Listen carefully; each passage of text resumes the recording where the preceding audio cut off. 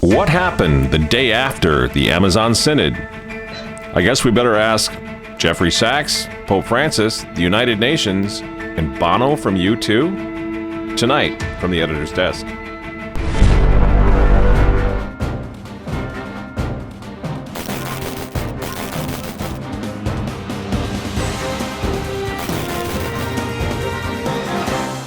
Hello again, ladies and gentlemen. Michael Matt coming to you once again from the offices of the Remnant newspaper. Fresh off now, the Catholic Identity Conference 2019. Huge success. Don't want to brag if you weren't there, but man, I've never been to a conference like this. It was fantastic. Fantastic. 500 folks in attendance. 25 priests, I think there were. There were 2 bishops, including the great Bishop Athanasius Schneider. You know, we actually set up pre-registration for next year's event. So that gives you an idea of how much enthusiasm there was for another Catholic Identity Conference to come next year. So we're going to have it next year. We've already moved. We've outgrown the new venue. So we've moved to a new hotel. We've already got it booked. We already know where it's going to be. It's downtown Pittsburgh at a DoubleTree hotel that holds 1,000 people. So that's the goal. 1,000 people for next year's CIC. Things are looking really good. The dates, I think, are October 23rd, 4th, and 5th. Yes, October 23rd, 24th, 25th. If you want to join us, go to CatholicIdentityConference.org and pre-register. By the way, this conference was so successful, we're going to just continue to offer the video-on-demand subscription service over at RemnantNewspaper.com. All the talks are available if you want to watch the 2019 CIC talks. It was unbelievable. And we actually got standing ovations for every single CIC presenter, and more importantly, a standing ovation at introduction. For every single speaker introduced, there was a standing ovation. So it really was a top-notch roster, and the conference was a massive success. If you order the subscriptions, you'll be helping the Remnant, you'll be helping the CIC, and I know you will not be disappointed. You got 3 months to watch this thing for, I think it's $25 for a 3-month subscription. So check it out at remnantnewspaper.com. And now to tonight's topic. Oh, before that, we've got, I was on Taylor Marshall's program this morning, Dr. Taylor Marshall. Love this guy. This guy's great. He gave a fantastic talk at the CIC. And check out that talk. I think we went for about 2 hours. It was early in the morning that we started this interview and talked about everything, especially the history of the traditional Catholic counter-revolution. It's a great show. I'm not sure what his YouTube channel is. Dr. Taylor Marshall YouTube channel. Check that out. It's fantastic.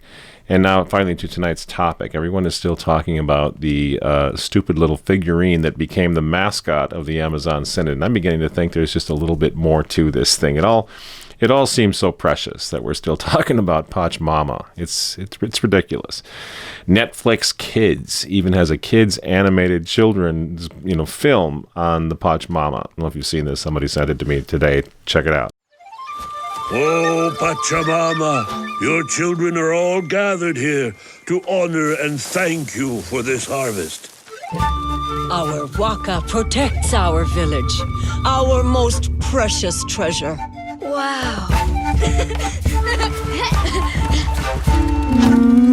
It's the great collector. The only one who protects you is the great Inca. This statue I am confiscating. You cannot do that. They're taking away all our crops. We'll have nothing left to eat.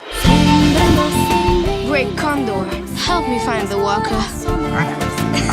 Come on. Yep, and the little hero there is a little Incan child. So they got their pagan theology quite correct, and it's almost like a little video for Christian kids, Catholic kids, about St. Francis or St. Patrick or something. It's really, really weird to see this, but anyway, it goes back to my this sort of lingering feeling that this is all just a little bit too perfect. This elaborate synodal hoax involving the Pachamama. Because what's really going on here at the Amazon Synod, now in the aftermath, it is idolatry, all right, but it's not pagan idolatry like I think the Vatican is playing around with right now. It's not, indigenous peoples and feathers. It's not the stupid little statue of Mother Earth. It is idolatry, but it's idolatry of, in my opinion, of a political agenda, an agenda involving the establishment of a new world order, which is riding in on the back of the United Nations Sustainable Development Goals. And, of course, radical climate change, scare tactics, and hysteria. That is what the Amazon Synod is truly all about. And there have been a number of things. There's sort of different levels of this thing. The women deacons, Pachamama, and all of that. And a lot of it's, being discussed. But fundamentally, at the core, at the heart of this whole thing is an agenda that we're going to talk about tonight. It's all about an unholy alliance between the Vatican and the United Nations. And I understand how that sounds. People don't want to hear that, but that's exactly what's going on, and I believe it's something that can be proven. This is not just a matter of opinion or conjecture or wild conspiracy theorizing. And we weren't surprised at all, because we've been covering this stuff for a long time, this unholy alliance, as we talked about in our last program, between the Vatican, George Soros, United Nations, Jeffrey Sachs, and the rest of the usual suspects. So we weren't surprised at all now when on October 28th, 2019, now this is literally the day after the Synod, the Amazon Synod had closed and ended, October 28th, 2019, at the Pontifical Academy for Sciences, the Vatican hosted a meeting at which the United Nations Sustainable Development Agenda was officially enshrined in the Vatican and became official policy now moving forward. Of course, they're saying it's for the Amazon, but that was the whole point all along, to get this started somewhere. And so they're starting it with a little dog and pony show that they've had going on involving the feathers and the Amazon indigenous people, but it's going to spread throughout the world if they get their way. And what we're going to talk about tonight is what we can do to stop this agenda, because it is diabolical to the core. Now, this whole thing, this October 28th meeting was reported by, again, Edward Penton, the intrepid Edward Penton, who, as far as I'm concerned, is emerging as probably the most important Catholic English-speaking journalist in the world. I mean, he's the guy that's unearthing all of this stuff. In this event that took place on the 28th, I say we weren't surprised by it, but I don't see anybody else talking about it. It happened under the radar, very quietly, very stealthily. The day after the Synod closed, they had this meeting. And the meeting included Vatican representatives, including key synodal figures, Synod fathers, such as Cardinal Claudio Humes, who, as you know, was the Relator General of the entire Pan-Amazon Synod. It also included the Chancellor of the Pontifical Academy of Sciences, Bishop Marcello Sanchez Sorando, whose name keeps coming up. Before I go any further, remember, as we talked about in our last program, Bishop Sanchez, as he likes to call himself, this is the guy who invited Bernie Sanders, the American senator, socialist. I would say this is one you could almost use the word communist for. This guy just goes all the way as far as you can go to the left. Bernie Sanders. Sorando, Bishop Sorando, Sanchez Sorando, invited Sanders, as we pointed out, invited him to speak at the Vatican in 2015 because, as the bishop put it, Sanders' politics is very much similar to the politics of Pope Francis.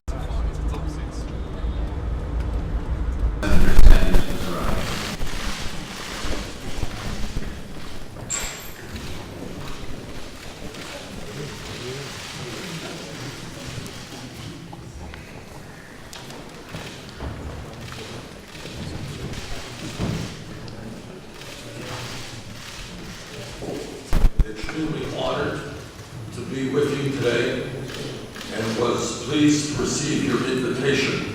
The Church's social teaching, stretching back to the first modern encyclical about the industrial economy, Rerum Novarium in 1891, to Centesimus Annus, to Pope Francis' inspiring encyclical, Laudato Si, this past year. As Pope Francis made powerfully clear last year, and Laudato Si, we have the technology and we have the know-how to solve our problems, from poverty to climate change to healthcare to the protection of biodiversity.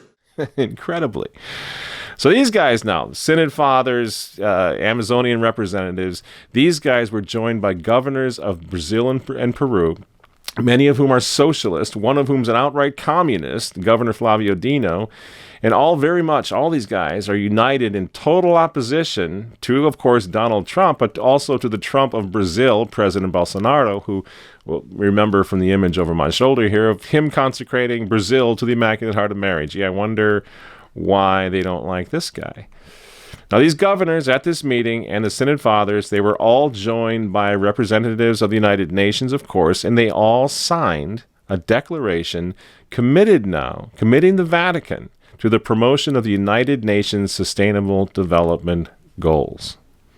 This declaration consists of 14 pledges, and the pledges are to, quote, build together effective solutions for sustainable development in Amazonia, end quote.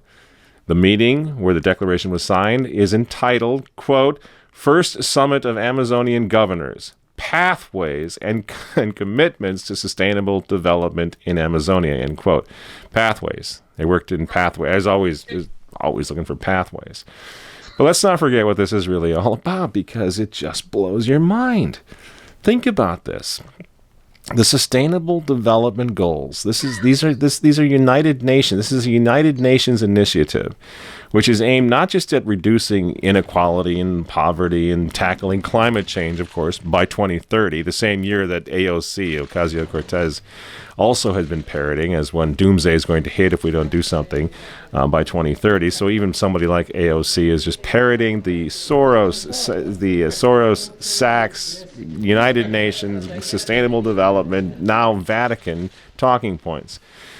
This group also is promoting this declaration at the Vatican on October 28th, is also, of course, promoting the Paris Agreement on climate change, out of which Donald Trump, God bless him, promised to opt out. And this is, again, why they hate Donald Trump. You see, Donald Trump is fixing the economy in the United States, and they know that they have to get rid of the United States. They were already well on their way to getting rid of the Catholic Church as an obstacle. She's not an obstacle at all anymore towards the borderless society and immigration and climate change.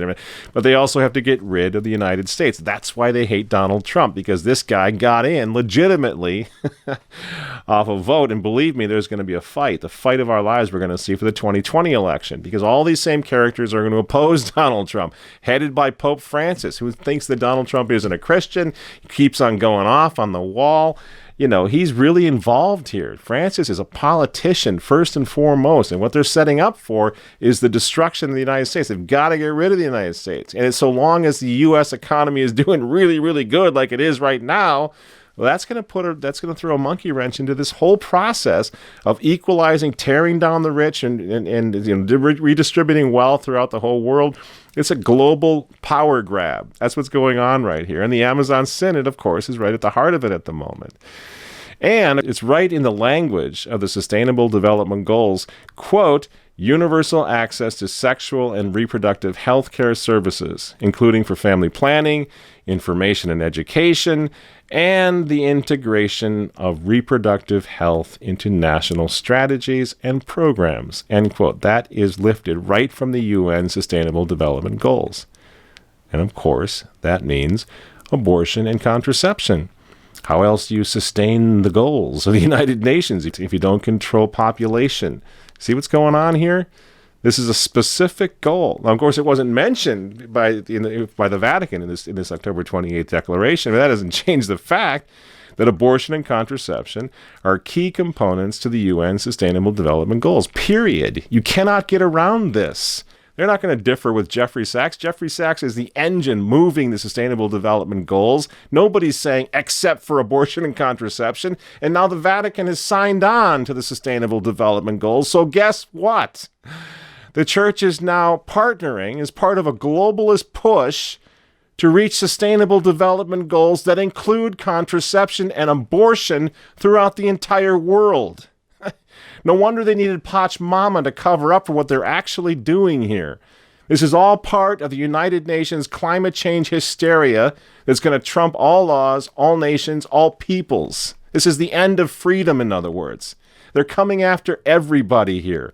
And what they want to be able to say is no government has the right to stop this globalist entity because the planet is going to blow up if we don't do something. If we don't have this massive globalist power grab, the planet's going to end by 2030. You see? So they're taking the will of people out of it. They're even going after democracy now. No country is going to be able to stand against this. This is why they hate Donald Trump. And who's leading it up at the moment? The Vatican. Because they're all in this together with the George Soros, borderless, New World Order. You see, friends, what's happening here? And this is the real agenda of the Amazon Synod. The Amazon Synod is part and parcel of all of this, using the natives and the feathered people and all that. If you're against this, well, obviously you're a racist. You hate the people who are poor. You see how it works? They're exploiting these people in order to push this globalist agenda. It's not Pachamama, friends. That's just incidental. That's just something happened, oh, by the way, as part of the window dressing to cover what they're really up to. It's really not even women deacons. I don't know if you agree with this, I don't even think that's first and foremost what this is all about. It's not women deacons. Although the Vatican surely is going to push for that too, because it helps to the other part of this whole revolution or this strategy to reduce the supremacism of the Catholic Church. Religious supremacism is becoming a hate crime. So the Catholic Church is actively trying to reduce the idea that the Catholic Church is the only church that was founded by Christ, outside of which there is no salvation. So you can see why the traditional Catholic movement all along, which is, again, was opposed to the ecumenical dialogue movement. You can see why we were opposed to it, because this is where that ends. The whole ecumenical dialogue movement was all about the equalizing of all the religions, knocking the Catholic Church off her throne, so that no religion could take a moral stand against the New World Order that they're trying to establish right now. See, the Catholic Church cannot compete for the world's moral authority with the United Nations, for example. The Catholic Church will have no right to speak on anything anymore, and any of this. You can be Catholic, but don't try to claim that the Catholic Church is the only true church. Because you see, the United Nations is going to become the world's only true moral authority, because worship of Mother Earth is going to replace the worship of God. It's going to replace the religion of Holy Mother Church. You see? That's what's happening, and it's been happening for a long time. So 50 years ago, the destruction of the Catholic altar of sacrifice, that was part of this too. As startling as that may seem, this has been going on for a long time. They had to get the Catholic Church out of the way before they could begin the erection of this new Tower of Babel, this new world order of theirs, with a one-world religion that, if all goes well, Pope Francis is going to head up. This is a power grab, a massive power grab that they're trying to pull off here, and we cannot allow it to happen. But in order to understand how we're going to oppose it, we have to understand for how long this has been in the works. This is why it's so distressing that people still think that what motivates traditional Catholics is merely liturgical preference. That's not what we're talking about. They're trying to destroy the Catholic Church. They had to destroy the Catholic Mass. They had to destroy the priesthood. They had to tear out the altar. They had to make it so that the Catholic Church would fall in line with all the other little Christian denominations, where it would cause no trouble, would make no claims to have any moral authority, you see? And they've been at it forever. 100 years ago, the destruction of the Catholic confessional state. Remember? And think about how many people now, even Catholics, well, it sure is good they got rid of the Catholic confessional state because now we have democracy. Oh, do we? Do we really have democracy? Do you think you have a vote on whether or not the United Nations is going to be telling not only you, not only your city and your principality, your state, but your entire country what to do from now on? Because that's what they're setting up. We finally arrived at the point where this revolution has been heading all along. And that's, again, with traditional Catholics way back 50, 75 years ago trying to wave the flag. Something's happening here. They're taking the Catholic Church down. They're taking her out. You see? The official dethronement of Christ the King was happening. They had to get rid of Christ the King in order to make this moment happen, in order to make the Amazon Synod happen, in order to make Assisi happen, in order to make the New World Order happen. They had to dethrone Christ the King.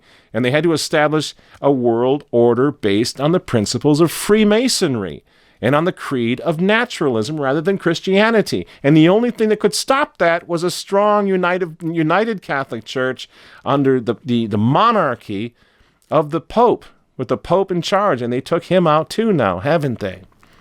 And now, if you had any doubts about where this was heading for the past 50, 100 years, the Church of Vatican II, again, the human element of the Church, is now officially partnering with the diabolical United Nations to help establish a globalist new society that will erase national borders, that's going to have immigration destroying national identities, calling it racism even to maintain and strengthen your borders.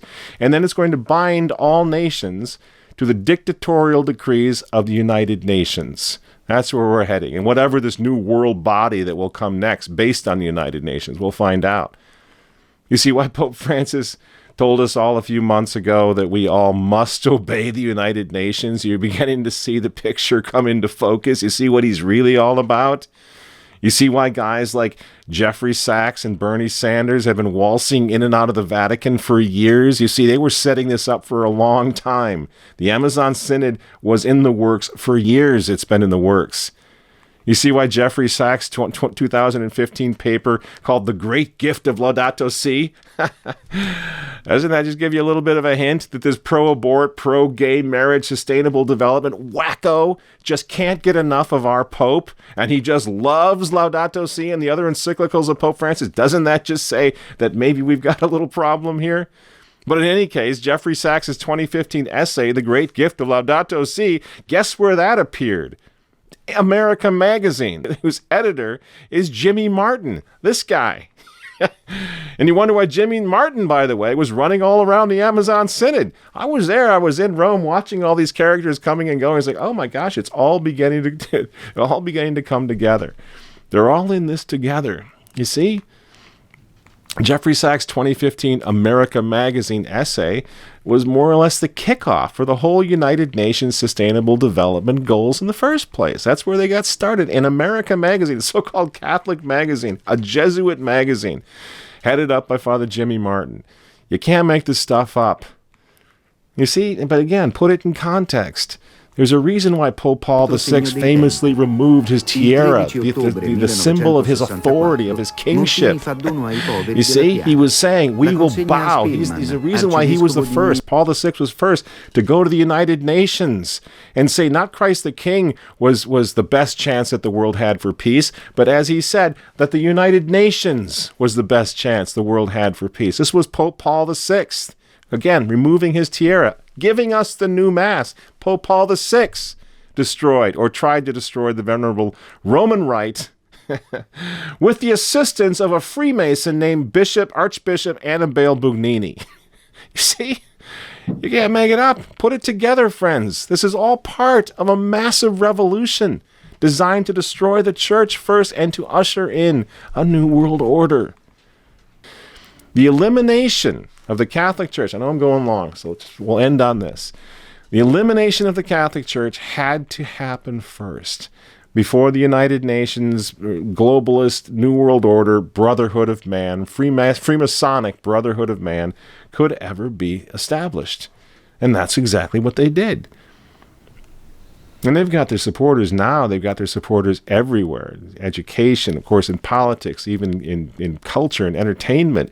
This is constant, this incessant. And of course, they're talking about climate change constantly. Entertainers, movie stars, music, rock, pop stars, whatever. Why are they doing this? Because it's brainwashing. They're brainwashing everyone into this idea that don't worry if you lose your private property rights. Don't worry if you lose your privacy altogether. Don't worry if you lose your sovereignty. Don't worry if your borders are suddenly disappearing in your country. The most important thing is to make sure we don't all blow up because of climate change. You see, young little kids like Greta, what was that girl's name? Greta, whatever her name was, a little brainwashed child, out there, we're going to blow up, we're going to die, you got to do something. It's really, really working well. And the Vatican now is kind of leading the spiritual wing of this whole thing, the religious wing of this whole thing, by giving the blessing now to this Masonic New World Order based on things like climate change hysteria. You remember when Pope Francis appointed pro-abort George Clooney as a Vatican ambassador a couple of years ago? That seemed a little strange, right? Well, that's because they need to recruit the cultural folks as well to help them get this message through, to help ramrod this thing through. Francis met with Leo DiCaprio famously, talking again about climate change, the need to work together and all of that. And it gets sillier by the day. Remember Jeffrey Sachs co-authoring a book with U2 frontman Bono and then running around giving interviews on TV? Remember this? America has pledged 100% debt relief to the poorest countries, as have the rest of the G7. Last month, George Bush appeared to change American aid policy. For this, we have to thank, many would argue, the thorn in the side of the IMF, Harvard University's Jeffrey Sachs, and U2's Bono. Now here I am looking at a rock star and a professor of the dismal science, the pair of you coming together for this campaign. Bono, how did you two meet? When I got involved in the Drop the Debt campaign, we were very behind in the US, and we had to get it going very quickly. And a friend of mine, Bobby Shriver, said, look, if you want to know this argument inside out, you've got to meet Jeffrey Sachs up at Harvard. You should go there and enroll, basically, which is what I did. And I wanted to know if, we had achievable ends here. I didn't want I didn't want it to be pie in the sky. I didn't want a warm, fuzzy feeling. I was looking for, a rigorous argument. And then I met this madman who told me, you're asking for this much, you should go the whole hog, 100% debt cancellation, don't let anyone put you off it. So, Jeff Sachs, you said, hold on a second, let's go for the whole hog. Is this as a result of your own experience in debt relief in the 80s? Well, it's a result of the simple facts, because as complicated as a lot of people try to make this issue, it's really very straightforward. No, he did. He didn't co-author it, but he did. Bono, you too. With or without you, that guy. Bono wrote the foreword to Jeffrey Sachs' 2005 book, The End of Poverty. It's all connected, you see? So this guy, again, this pro-abort, pro-gay marriage, I was going to say big government, it's worse than that, pro-globalist regime guy, is an advisor both to Bernie Sanders and Pope Francis. Do I need to finish the program? I mean, shouldn't that just do it? He's an advisor to Bernie Sanders, and he loves Pope Francis. There you go, friends. That's it. No conspiracy theory. That should just give it all away. And this guy he's given, I think, 25 or 30 talks now inside the Vatican, Jeffrey Sachs has. He's all the time, he's over there doing his thing. They love this guy. He's advising the Pope. Countless talks at the Vatican. And again, I repeat, an honored guest at the Amazon Synod. They're all in this together. So whether we like it or not, and I don't think it's the end. I think things can be done about this if people would wake up and stop thinking that this is all about liturgical preference and stop defending Francis. He's such a holy, humble guy. That's all part of the PR machine, see? This guy's got to emerge as this spiritual, humble leader who would never do anything bad and who would never lead us astray. It's all part of the PR. And that part is falling apart. The wheels are coming off that thing. And the reality is, friends, if you'll spend a little time researching, that the church, the Catholic Church, is now in the hands of the United Nations. She's sold out to the United Nations. Far left, globalist, world without borders, cabal. It's not just the Pachamama. It goes a little bit farther than that. Francis is a radical leftist. So when you're walking around out and about, talk about the man's politics. There's his weakness. Expose him on his politics. Tell your priest, tell your mailman, tell your men's group, your book club, whoever. Tell them that Pope Francis now is politically speaking is left of Hillary and Nancy Pelosi and all the rest of them. And assure them that Pope Francis will do everything he possibly can to help defeat Donald Trump in 2020. Again, Donald Trump is no saint. I'm not saying that. But Donald Trump may be what stands between us and persecution. Because if these people on the far left get their way, they're coming after all of us. Christianity is going to be persecuted by these people because Christianity is sexist and patriarchal. Christianity believes we're trying to get to a new Jerusalem, to a new home, not our common home down here on earth. You see, so we represent a clear and present danger, a threat that they're going to have to shut down. So Donald Trump is your best chance, whether you like it or not. And Pope Francis and his friends will spare nothing. They will go to great lengths to make sure he loses in 2020. So think about that the next time you defend Pope Francis. He's not your friend. He's a threat to the future of our country and to every country in the world that believes in national sovereignty, that defends its borders, and that believes in independence. You see, that's really where we're at. I'm a lifelong Catholic. I'm a cradle Catholic.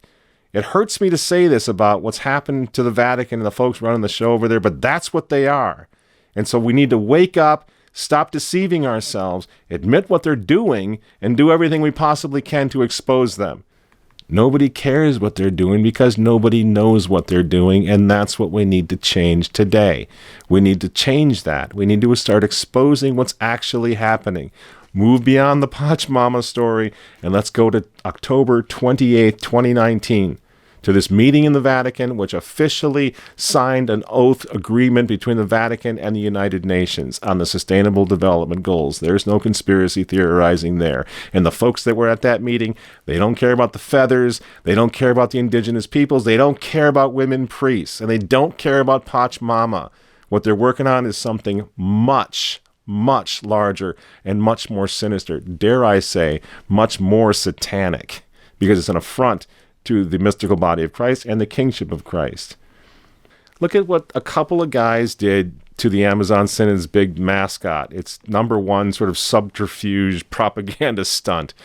The Pachamama thing. They literally threw the whole bit into the Tiber and rocked the Vatican back on its heels. People say, well, you can't do anything about any of this. Well, look what they did. A couple of guys, we know who those guys were, a couple of traditional Catholics, just walked into a church, grabbed this junk, and threw it in the Tiber, and the Vatican practically had an aneurysm over it. So I say it's time for us to do something similar to the Vatican's globalist agenda. Take the whole thing and throw it in the Tiber, expose it, start talking about it, spread the word.